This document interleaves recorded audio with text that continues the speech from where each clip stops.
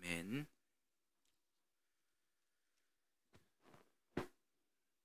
여러분, 왜곡이라는 말이 있죠. 사실과 다르게 해석하는 것을 왜곡이라고 말합니다. 왜곡 당해보셨습니까? 기분이 어떠십니까? 왜곡당하면 화가 차죠. 화가 차서, 그리고 분노가 막 치밀어서 견디기 힘든 그런 감정이 듭니다. 저는 그렇더라고요.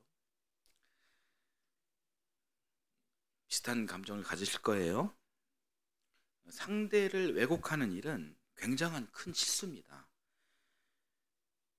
오늘은 이 왜곡에 대한 이야기를 좀 하려고 합니다.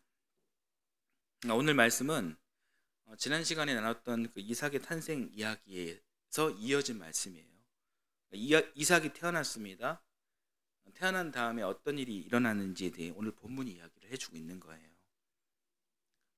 다시 한번 좀 확인해 보겠습니다. 8절을 한번 읽어보겠습니다. 같이 읽겠습니다. 아기가 자라서 젖을 떼게 되었다. 이삭이 젖을 떼는 날에 아브라함이 큰 잔치를 벌였다.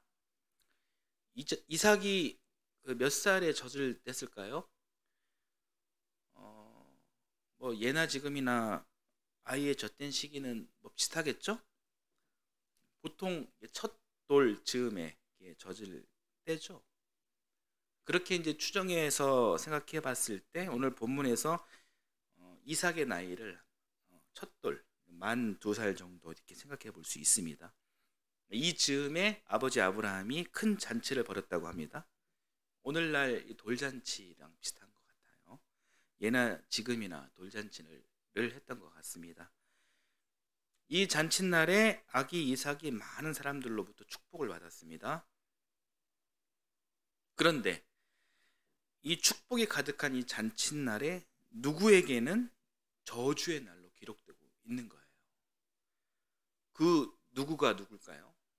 바로 이삭의 배다른 형제 이스마엘이라는 인물입니다. 자, 9절을 다시 한번 또 읽어보겠습니다. 같이 읽겠습니다.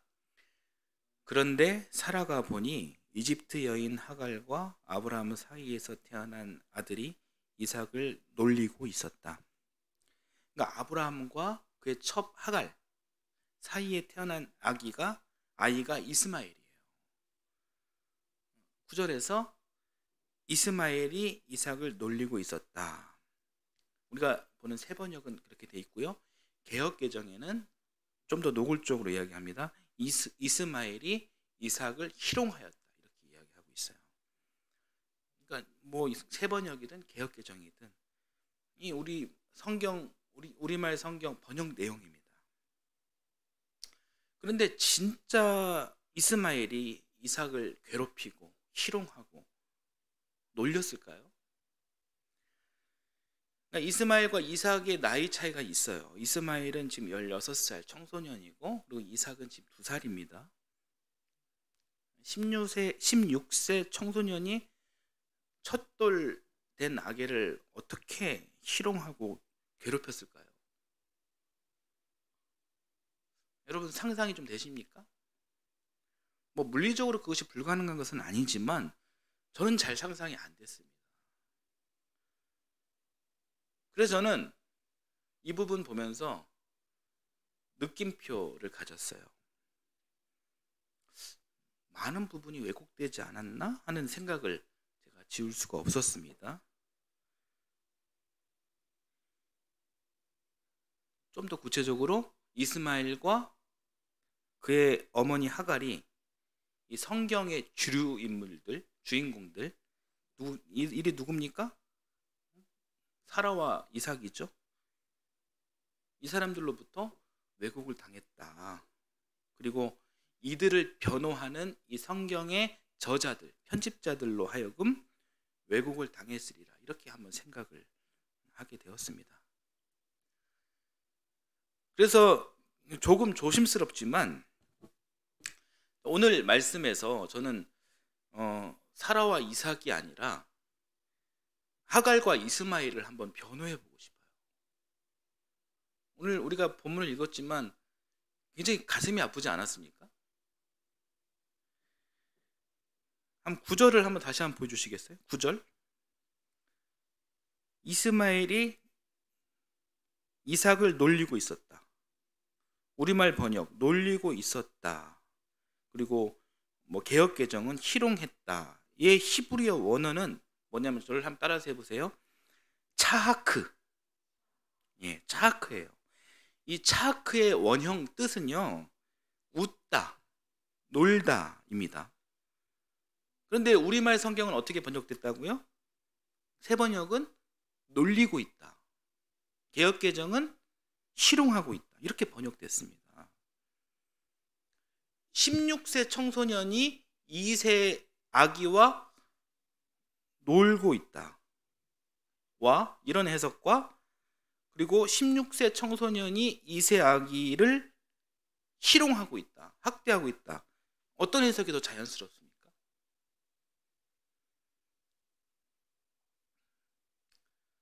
상식적으로 전자가 더 자연스럽죠.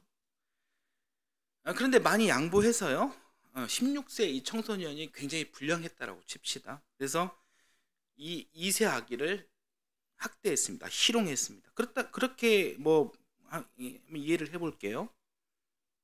그런데 그렇게 이해를 한다 하더라도 히브리어 원문 성경에서는 차크 다음에 나오는 목적어가 없어요. 예를 들어서 이삭을 희롱했다, 이삭을 학대했다 이 말이 성립되려면 차하크가 가리키는 목적어가 있어야 된다는 거죠. 차하크 이삭 이렇게 나와야 한다는 겁니다. 그런데 히브리어 원문에는요, 목적어 이삭이다, 목적이 이삭이었다라는 기록이 전혀 없습니다. 히브리어 발음을 한번 봐볼까요? 네, 벤 에트 사라 라 아세르 미추리 하가르 차하크 아브라함 얄라드 이렇게 되어 있거든요. 그러니까 여기 이 히브리어 원문에서 이삭을 놀리거나 희롱한 거였으면 차하크 다음에 목적이 있어야 되는 겁니다. 이삭이 나와야 되는 겁니다. 차하크 이삭 이렇게 돼야 이스마엘의 폭력성을 입증할 수 있는 거예요. 그러나 원어에는 어디에도 이삭을 놀렸다 그런 이야기가 없습니다. 그렇다면 원어인 히브리어 성경으로 구조를 보면요, 두 가지 결론을 낼 수가 있는데, 하나는 문제를 이야기한 단어 차하크의 뜻은 원형 그대로 웃다, 놀다라는 뜻이라는 거예요. 그 이상 그 이하도 아니라는 겁니다.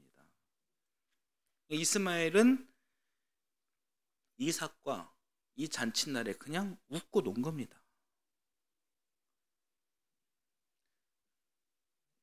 원문대로 보자면 그렇습니다.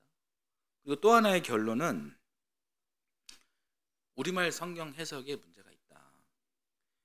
의도적으로 원문 히브리어 성경을 오역했다라고 볼 수 있는 것입니다. 좀 조심스럽지만 그렇게 볼 수 있다라는 겁니다.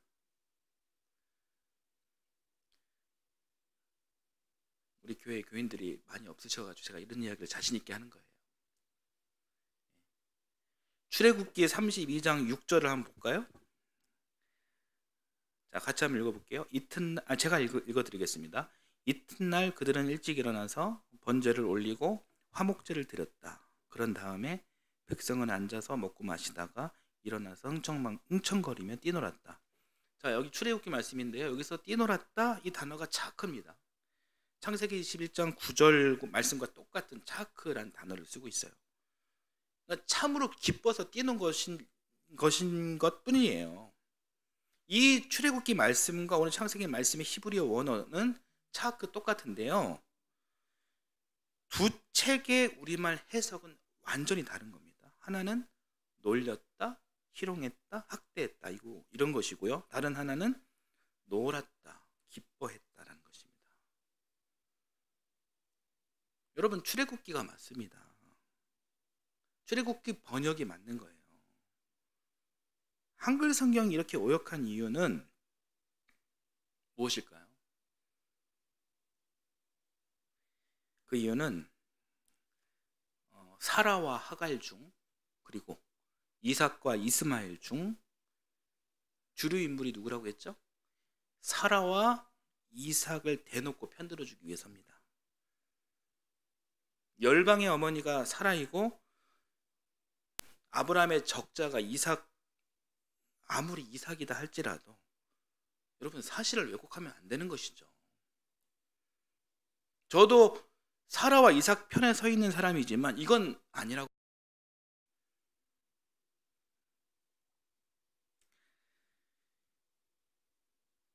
그런데 이제 끝까지 이제 무조건 맹목적으로 이제 사라 이삭을 편드는 사람들이 많이 있죠. 이런 사람들이, 이 사람들이 이 청소년 이스마엘이 아기 이삭을 학대했다, 희롱했다, 이것을 입증하기 위해서 이런 논리를 펼칩니다. 어떤 논리냐면요, 16세 청소년 이스마엘이 자기 운명을 깨달았다. 어떤 운명이냐? 이삭이 있기 전에는 지금까지 자기가 역사의 주인공이 될 줄 알았다. 자기만이 아브라함의 아들이다. 그런데 누가 태어났느냐? 적자가 태어난 것이다. 이제 뒤바뀌어 버릴 자신의 운명을 이 16세 소년 이스마엘이 깨달았다. 적자와 서자의 차이를 알게 되었다. 그래서 이 잔칫날 마음이 뒤틀려 가지고 이삭을 괴롭혔다. 안 보이는 데 가가지고 쥐어박고 꼬집고 그랬다. 학대했다. 이렇게 이야기합니다. 이렇게 이야기할 수 있습니다. 그러나 이것은 여러분 팩트가 아니에요. 이것은 오로지 추측일 뿐입니다. 추측으로 사람을 왜곡해도 괜찮나요? 안 됩니다. 그렇게 해서 왜곡이 정당화될 수가 없는 것입니다. 우리가 믿는 하나님은 왜곡을 정당화시키는 분이 아니십니다. 아무리 사라가 열방의 어머니, 믿음의 어머니이고 이삭이 아브라함의 적자를 할지라도 왜곡은 하나님의 뜻이 아니라는 거예요. 우리가 분명하게 짚었듯이 차하크 다음에 이삭이 안 나옵니다. 여러분 이게 팩트예요. 안 나왔다는 이야기는 이스마엘이 오늘같이 기쁜 날 동생의 돌잔치에 기쁘게 놀았을 뿐이에요. 그런데 한글 성경은 이스마엘이 마치 의도적으로 동생을 괴롭힌 나쁜 사람으로 이렇게 뒤바꾸는 거예요. 자, 10절을 이어서 보겠습니다. 같이 한번 읽어볼게요. 10절. 사라가 아브라함에게 말하였다. 저 여종과 그 아들을 내보내십시오. 저 여종의 아들은 나의 아들 이삭과 유산을 나누어 가질 수 없습니다. 자, 사라가 하갈과 이스마엘을 내쫓으라는 이야기인데요. 왜 사라가 이런 이야기를 했을까요? 어떤 이유 때문에? 그러니까 그 이유에 대해서 한글 성경은 뭐 이스마엘이 괴롭혀서 그렇다 이렇게 이야기를 하죠. 그렇지만 이것이 합당합니까? 이게 아니면 이스마엘이 그냥 놀았고 기뻐했을 뿐인데 사라는 이스마엘 자체가 꼴 보기 싫은 거예요. 이스마엘은 그냥 대체자였는데 자기가 낳은 아들이 생겼으니 이제 필요 없게 됐다. 그래서 나가라고 한 것입니다. 무엇이 맞을까요? 두 가지 상황을 제가 말씀드렸잖아요. 분명한 것은요, 원어 성경이 맞는 거예요. 이 한글 성경은 철저히 사라 입장에서 본 무리한 해석입니다.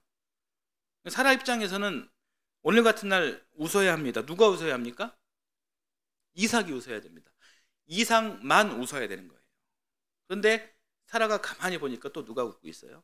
이스마엘도 웃고 있어요. 사라 입장에서는 그게 싫은 거예요. 사라는 놀고 웃고 있는 이스마엘이 꼴 보기 싫은 거예요. 이스마엘이 특별하게 잘못한 것이 없어요. 이 소년이 특별히 무슨 죄가 있는 것이 아니에요. 성경 어디에도 특별히 잘못됐다, 죄가 있다 이런 장면 전혀 없어요. 어린 소년의 입장에서 잔칫날 먹을 것도 많고 흥에 겹고 또 동생 돌잔치고 하다 보니까 신나죠. 그래서 놀고 웃었을 뿐입니다. 그런데 사라는 이스마엘이 신나 있는 꼴이 보기 싫은 거예요. 오로지 내 아들, 내 새끼 이상만 웃어야 하는 것입니다. 그래서 10절 마지막 부분에 뭐라고 말합니까? 마지막 부분에 저 여종의 아들은 나의 아들 이삭과 유산을 나누어 가질 수 없습니다. 이렇게 이야기하죠. 사라의 마음을 읽을 수 있는 장면이에요. 저 여종의 아들 이렇게 이야기합니다. 하갈이라는 이름이 있음에도 불구하고 하갈 이름을 부르지도 않아요. 저 여종. 하갈을 자신과 굉장한 거리감이 있는 그런 사람으로 취급하는 거예요. 사실 사라는요 하갈과 긴 세월을 함께 했습니다. 하갈이 이집트에서 떠날 때 함께 온 사람이니까 최소한 20년 이상 같이 살아온 사람입니다. 아브라함의 대를 잇기 위해 아브라함과의 잠자리까지 주선했던 관계예요. 그렇게 어떻게 보면 굉장히 막역한 사이였는데 이제는 뭐라고 불러요? 저 여종 이렇게 불러요. 그 이유가 무엇일까요? 남편에게 저 여종을 내보내라고 이렇게 촉구하고 있습니다. 왜 그랬을까요? 아브라함의 아들은 이제 이삭 하나만으로 충분하기 때문에 그런 것이겠죠. 우리가 비록 사라 편에 서 있는 사람들이지만 이 상황이 굉장히 좀 씁쓸합니다. 우리는 이 사건을 어떻게 이해해야 할까요? 그러니까 많은 기독교인들이 이 사건을 두고 두 여인 간의 그런 시기 질투, 권력 암투, 이 두 여인 간의 대결로 이렇게 보는 경우가 많아요. 그러나 그럴 수 없습니다. 왜냐하면 물론 16장에서 하갈이 임신하지 못하는 늙은 사라를 대놓고 무시했던 장면이 있긴 하죠. 그러나 우리가 이미 보았듯이 그 일로 인해서 하갈은 아무 힘을 쓰지 못하고 쫓겨났습니다. 그때 이미 게임 셋이에요. 이미 게임이 종료해요. 그때 위너는 이미 사라였고 루저는 하갈이었어요. 이미 싹 정리가 됐습니다. 하갈은 잠시나마 둘째 부인이라는 그런 타이틀을 가져본 적이 있었지만 사라에게 대들다가 아주 혼쭐이 났습니다. 쫓겨났습니다. 다시 돌아왔죠. 돌아왔지만 다시 돌아온 자리는 둘째 부인 자리가 아니라 다시 종의 자리였습니다. 하갈의 급은 이제 노비예요. 노비는 짐승과 같은 급이에요. 최저층에 있는 사람, 이 최저층에 있는 사람이 최고층에 있는 사라와 맞짱을 어떻게 뜹니까? 사라가 죽으라고 하면 죽는 신용까지 해야 되는 그런 형편이고 신세입니다. 어떻게 맞짱을 떠요? 그럴 수 없어요. 지금은 절대 그럴 수 없는 상태입니다. 그런데 이 둘 관계에서의 갈등 있을 수가 없습니다. 갈등을 유발하는 행동을 했다가는 하갈의 목숨은 파리 목숨과 같은 것이었습니다. 이 두 여인의 권력 암투 말도 안 되는 그런 일입니다. 전혀 대결할 수 없는 그런 신분 관계라는 것입니다. 자, 여러분께 한번 여쭤볼게요. 여러분은 사라 편입니까? 하갈 편입니까?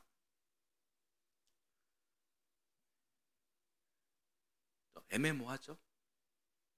네.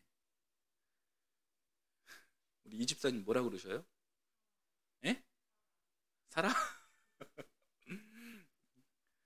기독교인은 어쩔 수 없나 봐요. 확실한 것은 자, 우리말 번역 성경은 상당 부분 사라 편입니다. 사라를 믿음의 어머니로 칭송하고 그렇게 만들려면 사라의 흠을 최소화해야겠죠. 믿음의 어머니인데, 열방의 어머니인데 이 어머니가 무자비하게 하갈과 아들을 명분 없이 쫓아냈다고 하면 안 되겠죠. 그래서 이스마엘이 이삭을 괴롭혔다, 학대했다 이렇게 정리해버린 것이죠. 그런데 여러분, 꼭 그렇지 않다라는 것입니다. 한글 성경이 이렇게 번역했기 때문에 우리는 사라 편에 익숙합니다. 대다수의 기독교인들이 하갈과 이스마엘을 몹쓸 인간으로 취급합니다. 그런데 우리나라 사람들은 특히 그렇지만 전 세계적으로 핍박받는 사람들, 특별히 아프리카 사람들, 특별히 여성들, 이런 사람들 이야기 속에서 오늘 본문을 갖고 굉장히 큰 위로를 받습니다. 누구 편에 서서요? 하갈 편에 서서 위로를 받습니다. 하나님께서 하갈 편에 서주셨다. 하나님께서 하갈을 지켜주셨다. 그렇게 해석하고 있습니다. 원어를 잘 이해하면 그렇게 해석이 되는 겁니다. 어쨌든 그렇습니다. 그리고 중간에 있는 사람이 있죠. 누구죠? 아브라함. 이 아브라함은 지금 굉장히 많이 지금 힘들어하고 있어요. 사라는 쫓아버리라고 그러고 하갈과 이스마엘, 그래도 내 자식인데, 내 자식의 애미인데 이거 어떻게 내쫓습니까? 그러니까 이걸 어떻게 해야 할지 이게 굉장히 난감해야 할 때 그때 이제 하나님께서 개입해 주시는 거예요. 하나님께서 말씀해 주십니다. 뭐라고 말씀하시냐면 사라 말대로 내보내라. 걱정하지 말고 내보내라. 내가 지켜주겠다. 그 메시지를 주셔서 아브라함이 하갈과 이스마엘을 마음이 아프지만 사막으로 내보내게 됩니다. 아마 이제 그렇게 내보내는 아브라함의 마음도 참 쉽지 않았을 것입니다.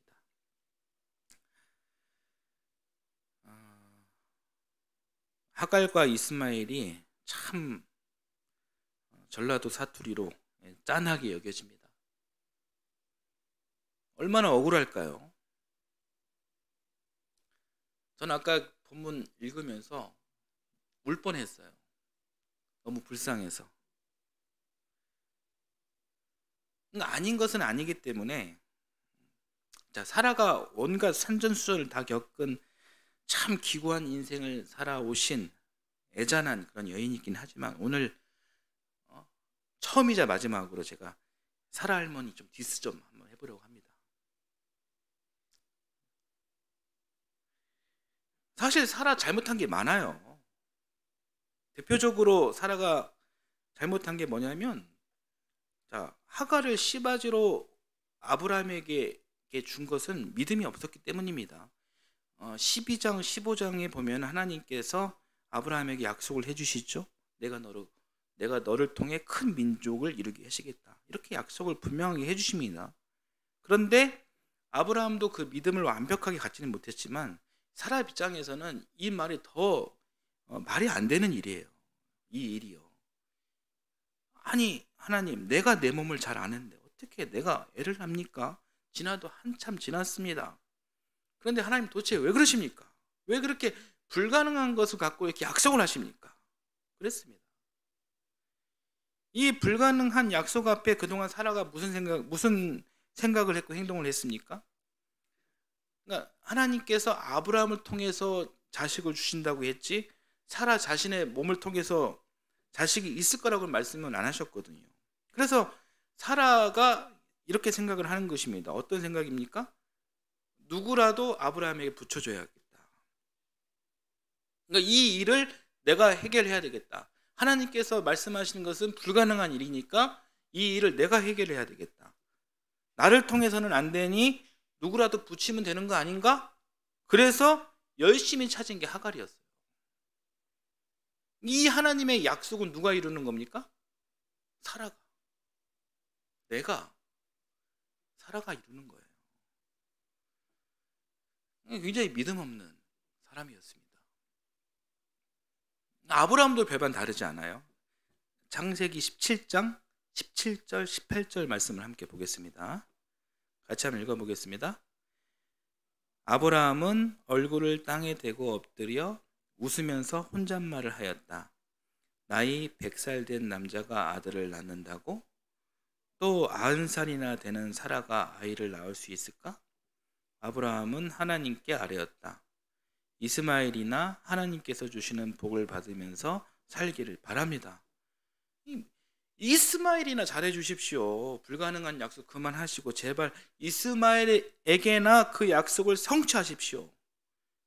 이런 이야기예요. 사라를 통해 아들을 주신다? 그거 안 믿었어요. 웃었습니다. 비웃었습니다. 이게 아브라함 사라의 믿음의 정도예요. 그래서 아브라함과 사라는 그들이 이렇게 불신앙을 갖고 있는 동안에 누구를 보존했습니까? 이스마엘을 보존했습니다. 이스마엘을 통해서 하나님의 약속이 성취되기를 바랐습니다. 이것이 자기들 나름대로 세운 대책이었어요. 이스마엘이 갖는 의미는 자기들이 이룬 산물, 내가 내 힘으로 이룬 산물 그 이상 그 이하도 아니었다는 겁니다. 억척스럽게 해낸 자기들의 노력의 산물, 그게 이스마엘이에요. 그런데 이삭이 태어났습니다. 기적이 일어났습니다. 태어나서 잘 자랐습니다. 돌잔치를 하고 있습니다. 이삭은 분명하게 자기 자리를 잡았습니다. 아브라함과 사라에게 하신 하나님의 약속이 확증됐고 더 이상 의심의 여지가 이제는 없게 되었습니다. 그렇다면 이제 누가 필요가 없습니까? 이스마엘이에요. 불안할 때는 어때요? 자기들의 대책이 필요합니다. 그러나 확실하게 됐으니 이제 전혀 필요가 없어요. 참으로 아이러니한 일이죠. 약속이 이루어진다면 이스마엘은 하찮고 귀찮고 부담스러운 존재입니다. 그래서 오늘 본문 21장 11절에서 19절 사이의 이야기는 사라는 차갑고 냉담하고 하갈을 내몰았고 아브라함은 지금 괴로워한다. 이 장면이 연출된 것입니다. 그리고 나서 하나님의 개입이 있습니다. 쫓겨났습니다. 내쫓았습니다. 16장에서도 하갈이 광야로 쫓겨났습니다. 임신하지 못하는 늙은 사라를 깔봤다가 쫓겨났죠. 그때는 하나님께서 하갈에게 집으로 돌아가라고 하셨습니다. 그렇게 인도하신 하나님이 이제는 집에 있는 하갈을 광야로 이렇게 내보내십니다. 하나님께서 보호하신다면 그곳이 광야이든 안전한 집이든 어디든 상관없습니다. 중요한 것은 지켜주신다라는 약속입니다. 이 말씀을 전제로 광야로 내보냈습니다. 아브라함은 그 말씀을 듣고 하갈에게 먹거리 얼마와 물 한 가죽 부대를 주고 광야로 내보냅니다.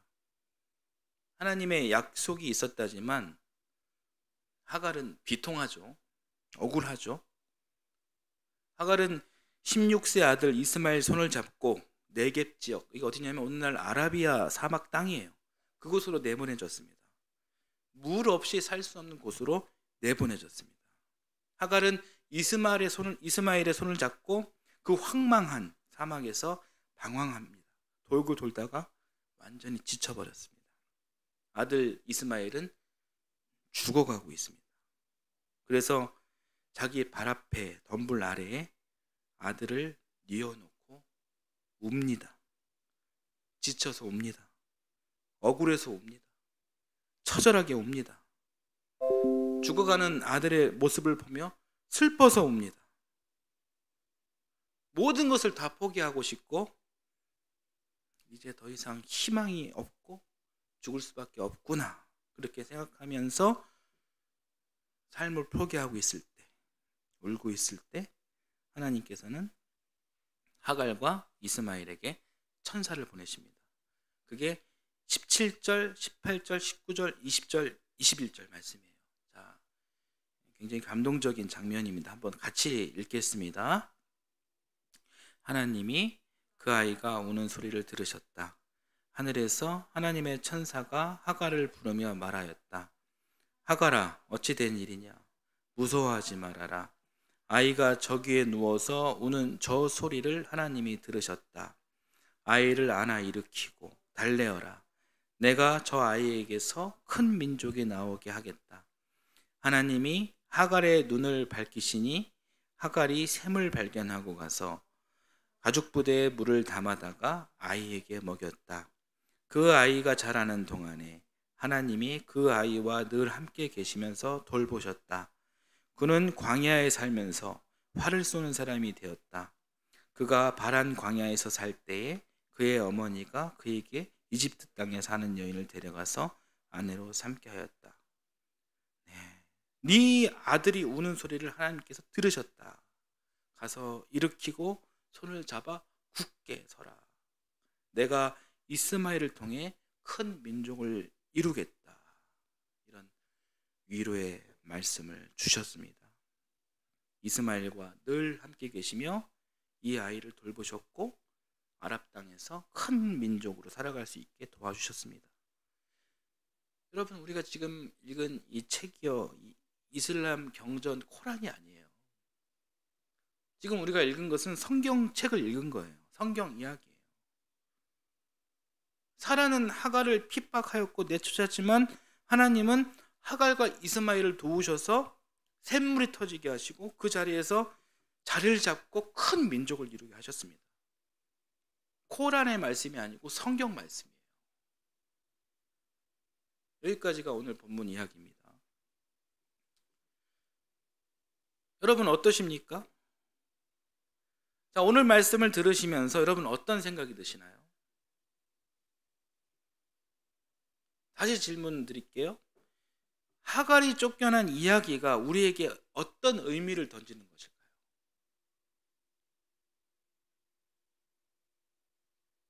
아람 민족을 번성케 하고 후대에 이르러서는 이 땅에서 뭐가 창시됩니까? 이슬람 종교가 창시됩니다. 어떻게 보면 하갈과 이스마엘이 이슬람의 뿌리가 되는 거예요. 하갈과 이스마엘의 역사는 잘못된 역사인가요? 이런 생각을 하게 되면 오늘 말씀을 부정하는 꼴이 되는 거예요. 오늘 성경에서 분명히 이야기하는 것은 하나님께서 하갈과 이스마엘을 도우신 겁니다. 아랍, 이스마엘, 이슬람을 중호하는 매우 공격적인 기독교는요, 사라 입장에서 하갈과 이스마엘, 이슬람을 저주하고 그래서 역사적으로 끊임없이 종교 전쟁을 일으켰습니다. 오늘날에 이르기까지 말입니다.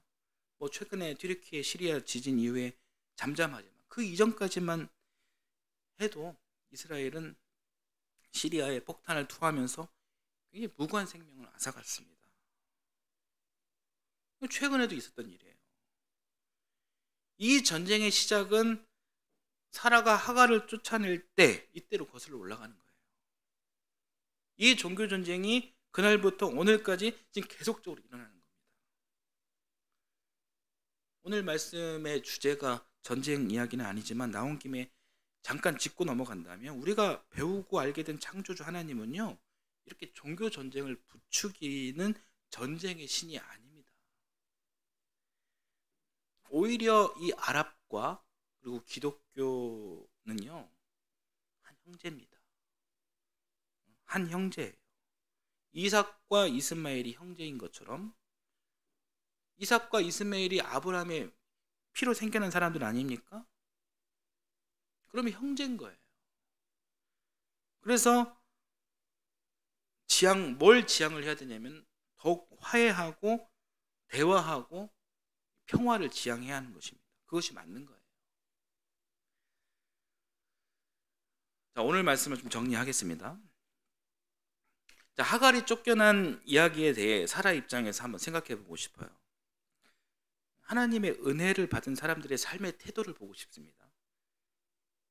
이삭을 낳은 직후 이 사라의 이야기를 한번 볼게요. 이삭을 낳은 직후의 모습. 여기에 상당히 좀 저는 거슬린 이야기가 있었거든요. 한번 읽어볼 텐데 여러분 읽어보면서 여러분도 한번 찾아보시기 바랍니다. 21장 7절 말씀 한번 읽어보겠습니다. 같이 읽겠습니다. 그는 말을 계속하였다. 사라가 자식들에게 젖을 물리게 될 것이라고 누가 아브라함에게 말할 엄두를 내었으랴. 그러나 내가 지금 늙은 아브라함에게 아들을 낳아주지 않았는가? 찾으셨습니까? 하나님 은혜로 사라가 이삭을 낳았습니다. 전적인 하나님 은혜였음을 성경의 독자인 우리도 잘 알고 있지만 당사자인 사라도 아주 잘 알고 있습니다. 그래서 사라도 방금 읽은 말씀 전절 6절에서 하나님께서 나에게 웃음을 주셨다라고 하면서 그 은혜를 인정한 바가 있어요. 그렇게 은혜를 체험했다면 사라가 그 다음으로 해야 할 일이 무엇이었을까요? 은혜를 받았으면 하나님께 감사의 예배를 드리고 그리고 나아가 하나님 앞에 더욱 겸손한 삶으로 살아가는 모습이었을 것입니다. 그런데 참 안타깝게도 은혜의 고백 6절 다음으로 이어지는 말씀 7절에서 방금 읽은 7절에서 믿음의 어머니로서의 그런 모습은 온데간데 사라지고 참 실망스러운 어이없는 그런 고백이 7절에서 나오게 됩니다. 7절 하반절에서 나오게 됩니다. 7절 말씀 다시 보여주시겠어요? 뭐라고 합니까? 내가 지금 늙은 아브라함에게 아들을 낳아주지 않았는가? 내가 지금. 그러니까 이삭의 임신과 출산에 대해 내가 지금, 내가 했다, 내가 해냈다 라는 거예요. 그런 항변입니다. 그러니까 사라의 큰 실수는 바로 이것입니다. 하나님의 은혜를 자기의 치적으로 지켜 세웠던 것이고 그 오만함으로 하갈과 그녀의 아들 이스마엘을 왜곡하고 쫓아낸 것입니다. 여러분, 은혜와 축복의 결정적 동력이 나의 힘, 자기 힘이었다라고 우쭐 낼 때 그때 위험한 거예요. 사라는 적자를 낳은 여인으로서 힘 있는 자로 군림하고 싶었고 지금 군림하고 있는 겁니다. 참으로 위험천만한 순간이에요. 그러나 사실 사라의 이 모습이 우리의 자화상이기도 합니다. 우리의 모습이에요. 이를 인정하는 것이 쉽지는 않겠지만 이것을 인정하는 것이 오늘 말씀의 교훈이에요. 하나님의 은혜를 구하고 축복을 구하면 살다 보면 주님은 우리에게 반드시 그 은혜를 주시고 또 축복을 주십니다. 이것은 확실합니다. 왜냐하면 우리 주님은 약속을 반드시 지키시는 신실한 분이시기 때문입니다.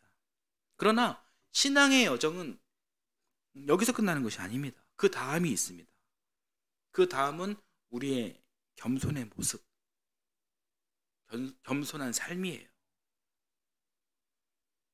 사랑하는 여러분, 이 겸손함을 절대 잊지 마시길 간곡히 부탁드립니다.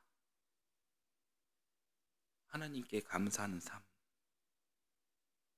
하나님을 예배하는 삶을 여러분 잊지 말아야 합니다. 아가페 하나님은 기본적으로 선하신 분이십니다. 반드시 은혜를 주시고 복을 베풀어 주십니다. 아가페 주님의 그 선한 마음을 우리가 준비 없이 받을 때 우리는 큰 실수를 범할 수 있습니다. 부디 준비된 우리가 되어 모든 영광을 다시 주님께 돌려드리고 또 주님을 높여드리는 성숙한 신앙인이 되시길 주님의 이름으로 축원합니다. 아멘.